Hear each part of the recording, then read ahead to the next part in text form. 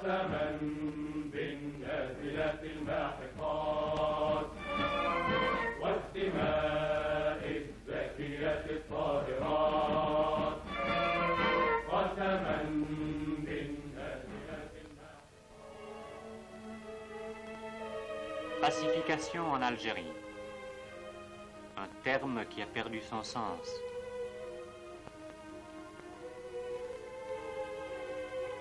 Le peuple algérien a été bafoué et persécuté dans son aspiration d'être admis parmi les jeunes nations.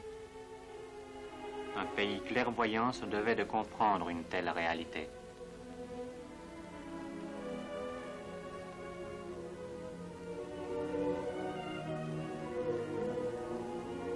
Il fait froid, ils ont faim, ils sont harassés. Mais malgré tout, malgré le danger encore tout proche, ils ont confiance.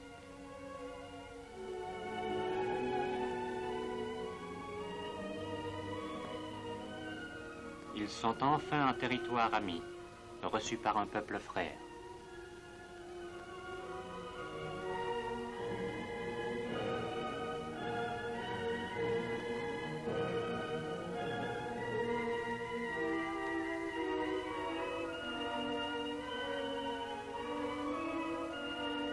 Le gouvernement tunisien, en accord avec la Croix-Rouge internationale, les Croissants-Rouges algériens et tunisiens, a créé des camps d'hébergement. Mais à eux seuls, ces organismes ne peuvent subvenir aux besoins sans cesse croissants de ces êtres réduits à la plus grande misère.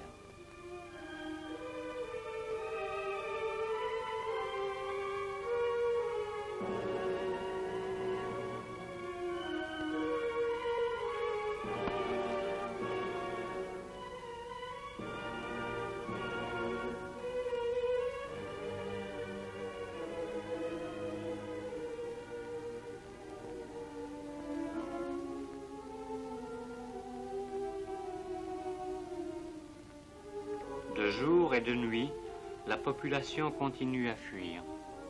Les uns arrivent isolés, d'autres viennent par groupe. Ils n'ont pris que peu de choses avec eux, ils devaient fuir inaperçus. Première étape en pays libre. Qu'il est doux de pouvoir boire sans crainte de fusillade soudaine. Oui, boire enfin en paix. Cette fontaine offrant son eau fraîche et pure aux réfugiés épuisés est un peu comme un symbole de l'hospitalité du peuple tunisien. N'était-ce pas un signe ancien d'amitié que l'hôte offre à boire à ses invités ?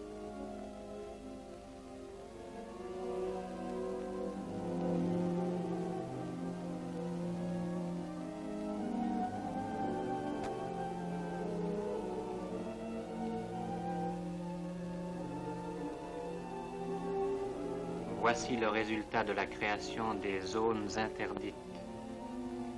Ces Algériens sont les survivants de ce que l'on appelle plus justement glacis de la mort. Pour les expulser de chez eux, les troupes françaises emploient le ratissage. Cette méthode consiste d'abord à brûler les villages et donner ensuite libre cours au sadisme des seigneurs de la guerre. Torture, viol, assassinat.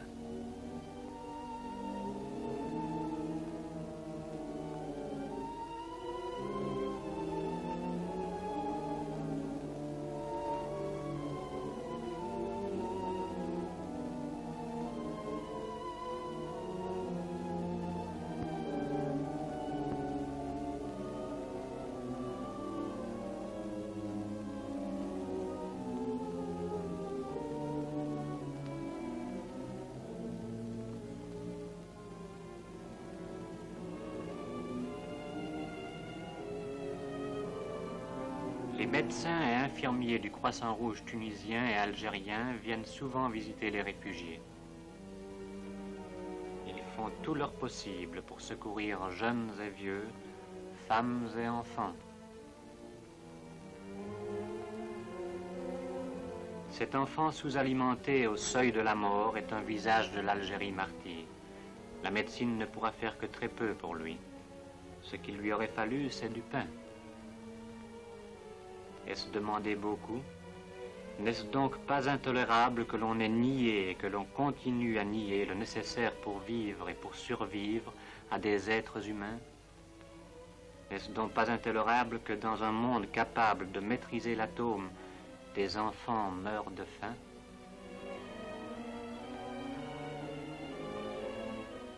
Cette famille est algérienne. Du sous-sol de son pays, on extrait actuellement du pétrole. Dans la pacification prévue par certains dirigeants français, l'or noir sortira du pays, mais les conditions de vie de cette famille ne changeront pas. Le régime colonial restera identique à lui-même.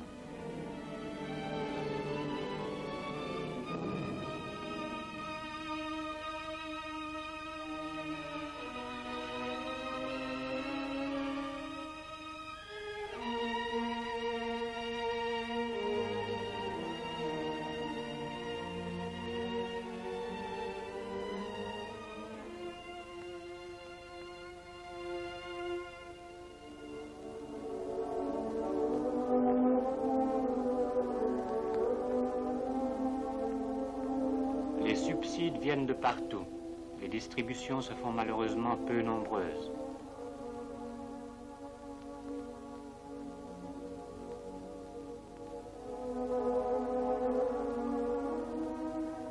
Le peuple tunisien n'est pas riche, mais le peu dont il dispose, il l'a mis à la disposition de ses frères algériens. Ils savent que ce n'est que lorsque toute l'Afrique du Nord sera réellement libre qu'ils pourront espérer en un avenir meilleur.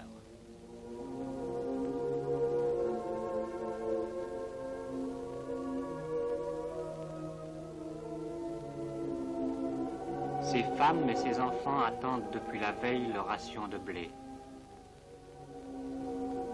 Et le jour où l'on prépare le pain, c'est jour de fête dans la petite famille.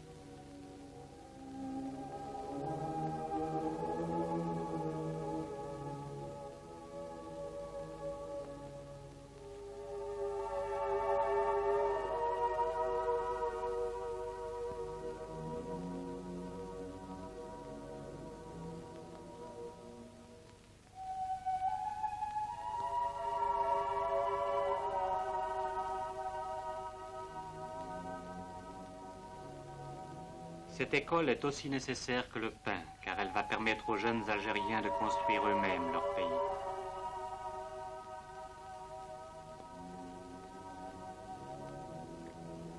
Ces enfants représentent l'avenir d'un peuple. On les prépare pour que demain ils soient à la hauteur de leur mission.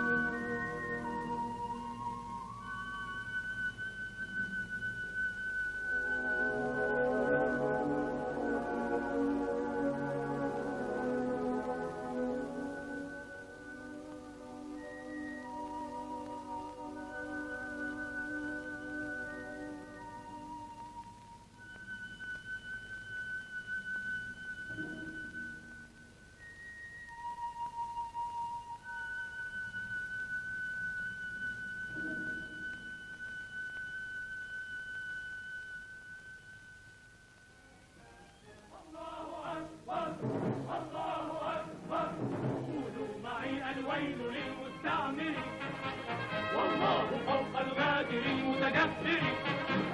قولوا معي الويل للمستعمر والله فوق الغادر المتجبر.